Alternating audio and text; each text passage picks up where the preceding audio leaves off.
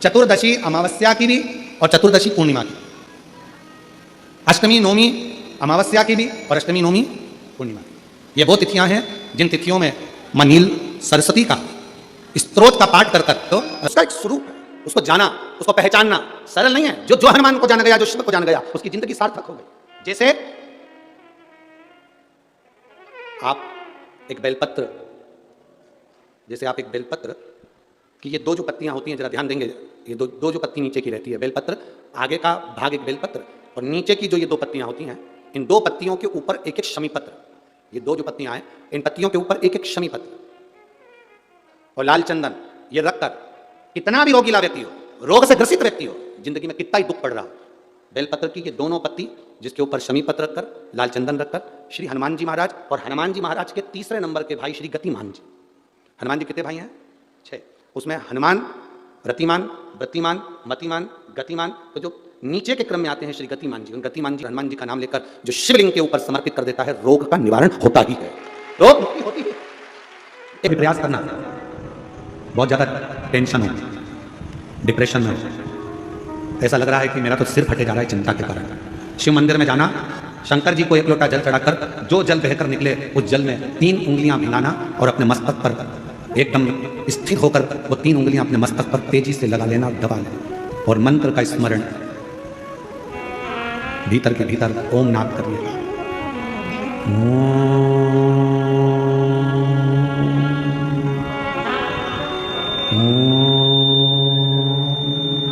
भीतर नाद। चलो एक प्रैक्टिकल करके देखते हैं। अपना सीधा हाथ लो, हृदय से विचार करो कि मैं शंकर भगवान को जल चढ़ा रही हूं एक लोटा।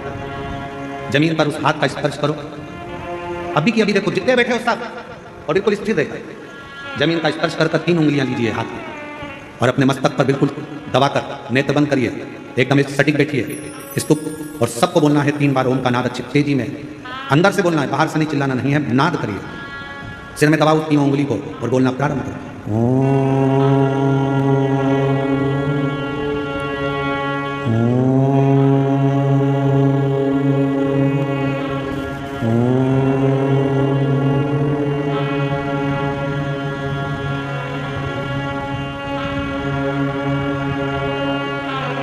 अब अपने हाथ को हटाओ और आंखों को धीरे धीरे खोलो।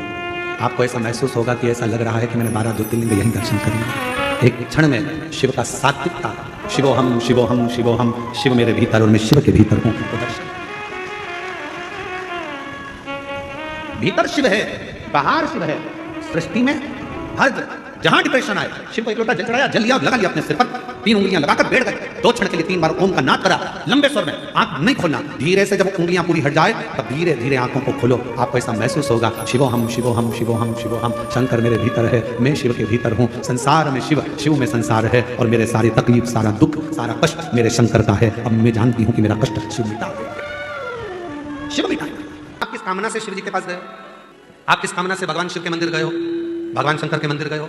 शिव पुराण की कथा कहती है, भगवान शंकर का चरित्र कहता है कि शिव के मंदिर में जाकर भगवान शंकर को कुछ कहने की जरूरत ही नहीं पड़ती है। बस आप जो लोटा भरकर जल लेकर गए हो अपने घर से, वो जल जब आपने देव अधिदेव महादेव को समर्पित करा है, वो जल चढ़ते से ही, जल समर्पित करते से ही भगवान देव अधिदेव महादेव आपके मन की दशा को जान जाते हैं और कार्य।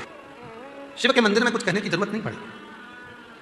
अपने घर से जब एक लोटा जल लेकर आप गए, एक लोटा जल लेकर जब महादेव के मंदिर में पहुंचे, वो एक लोटा जल नहीं है, वो आपने घर की पूरी दशा को भगवान शिव से जाकर कह देता है वो जल, और हमारा धीरे धीरे धीरे धीरे करते हुए हमारा कल बदल जाता है, हमारा समय बदल जाता है। केवल वो जल नहीं है,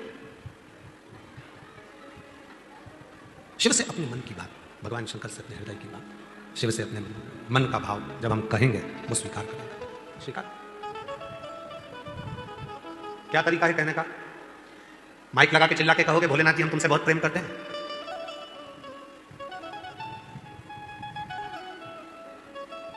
प्रेम प्रकट करने का तरीका क्या है?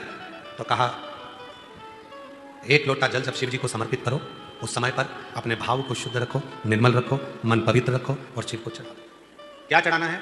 तो कहा जल, उस जल के साथ में चढ़ाना है अपना निर्मल भाव, निर्मल चित्त, निर्मल मन, शिव को समर्पित करो। कई लोग कहते हैं गुरुजी हम बहुत टेंशन में रहते हैं, हमारा कोई भी काम बिना अटके तो होता ही नहीं है, बिना अड़चन के तो हमारा कोई कार्य होता ही नहीं है, कुछ ना कुछ अड़चन जरूर आती है मेरे काम में। हम उनसे निवेदन करते हैं, तुम अकेले ऐसे पैदा नहीं हुए हो कि तुम्हारे काम में अड़चन आती है। पृथ्वी पर जन्म लिया है तो हर व्यक्ति के काम में अड़चन आती है। भगवान राम जी को देखो, उनके भी काम में अड़चन आई थी। राजा राम बनने वाले थे और 14 वर्ष के लिए वन चले गए। भगवान कृष्ण को देख लो, उनके भी काम में अड़चन आई, राम जी के काम में अड़चन आई। जो पृथ्वी पर जन्म लिए हो तो थोड़ा ना थोड़ा काम में तो अड़चन आई। और तंका महाराज तुमसे कह दे कि मैं ऐसा तुझे कर दूंगा, बस तू पहन लेना और तेरा काम हो जाएगा, कोई अड़चन तेरे पास नहीं आएगी। तो तुमसे अच्छे अच्छे महाराज तो भगवान राम जी के पास भी थे। राम जी ने एक से भी नहीं कहा कि मेरी अड़चन मिटा दो, क्योंकि भगवान को मालूम था ये कर्म के लेख में जो लिखा कराया है उसको अपने अकेले को ही काटना पड़ेगा, कोई नहीं काट सकता। इसको अपने को स्वयं को काटना, यहां कोई दूसरा नहीं काटेगा, यहां कोई दूसरा नहीं काटेगा। इस कर्म के लेख को तुझे, इस कर्म के लेख को कोई दूसरा नहीं काट सकता। इस कर्म के लेख को मुझे खुद को काटना, स्वयं को काटना, कोई दूसरा नहीं काटेगा। इसीलिए अड़चन आ रही है, आना। कई लोग कहते हैं उसने मेरा बुरा कर दिया, कर दो।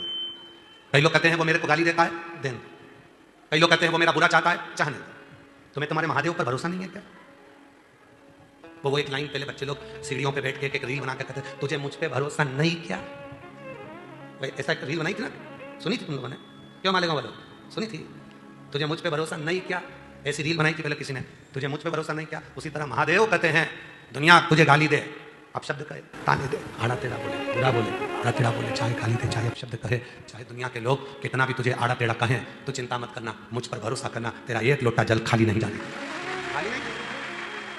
जैसे आपसे कहा था शिव जी के मंदिर में जल चढ़ाने जाओ तो लोटे को खाली लेकर नहीं आना चाहिए, बोला था कि नहीं बोला था? खाली लेकर नहीं आना है। शंकर जी के मंदिर में जल चढ़ाने के बाद वहीं का जल 2 बूंद उसमें लेकर आओ, उस जल का आचमन करो, अपने घर में प्रोक्षण करो। क्यों? क्योंकि हम हरिद्वार नहीं जा सकते, हम बार बार काशी नहीं जा सकते, हम बार बार मथुरा वृंदावन नहीं जा सकते, हम बार बार अयोध्या नहीं जा सकते, हम बार बार ओमकारेश्वर नहीं जा सकते, हम बार बार उज्जैनी अवंतिकापुरी नहीं जा सकते, हम बार बार मानसरोवर नहीं जा सकते, हम बार बार कैलाश की यात्रा नहीं कर सकते, हम बार बार बद्री केदार नहीं जा सकते, हम बार बार पशुपति नाथ नहीं जा सकते। तो क्या हुआ? हम कहीं नहीं जा सकते, पर अपने घर के पास के शंकर के मंदिर तो जा सकते हैं। जब हम मंदिर में जल चढ़ाएंगे, वो जल जब चढ़कर आएगा तो जितनी संसार की नदियां हैं, जितनी पवित्र नदियां हैं, जितने कुंड हैं, जितनी बावड़ी है, जितने सरोवर हैं, जैसे ही शिव पर जल चढ़ा वो सारा जल पवित्र नदियों का जल बन जाएगा और वो जल हम लेकर आएंगे। तो हमें रोज काशी, अवंतिकापुरी, उज्जैनी, ओमकारेश्वर, हरिद्वार, प्रयाग सबके स्नान का फल 1 सेकंड में मिल जाएगा। शंकर के चढ़े हुए जल को लिया, अपने ऊपर प्रोक्षण किया, बस तुमने हरिद्वार, प्रयाग, काशी, अयोध्या, सरयू, गंगा, यमुना, कावेरी, मंदाकिनी सब 1 सेकंड में नहा ली, 1 सेकंड में। और हम तो रोज नहाते, तुम नहाते हो क्या? जम के तो बोलो। हमसे कोई पूछे क्यों महाराज जी गंगा कितने दिन से नहीं नहाए? हमने कहा रोज नहाते। यमुना रोज नहाते, सरयू रोज नहाते, कावेरी रोज नहाते, मंदाकिनी रोज नहाते, क्षिप्रा रोज नहाते, नर्मदा रोज नहाते। प्रतिदिन शिव पे जल चढ़ा, जल को लाए, प्रोक्षण किया, बस स्नान 1 सेकंड में हो गया। गंगा, यमुना, सरयू, सरस्वती, कावेरी, मंदाकिनी। कहाँ से लाऊं गंगा, कहाँ से लाऊं यमुना, कहाँ से लाऊं गंगा, कहाँ से लाऊं यमुना, कहाँ से लाऊं सरयू अपार पड़ी रे, कहाँ से लाऊं सरयू अपार पड़ी रे, और भोले तेरी सेवा हमसे ना बनी रे। कहाँ गंगा जाऊंगा, कहाँ यमुना जाऊंगा, कहाँ कावेरी जाऊंगा, कहाँ सरयू जाऊंगा? इससे अच्छा है अपने मटके का 1 लोटा जल भरकर शंकर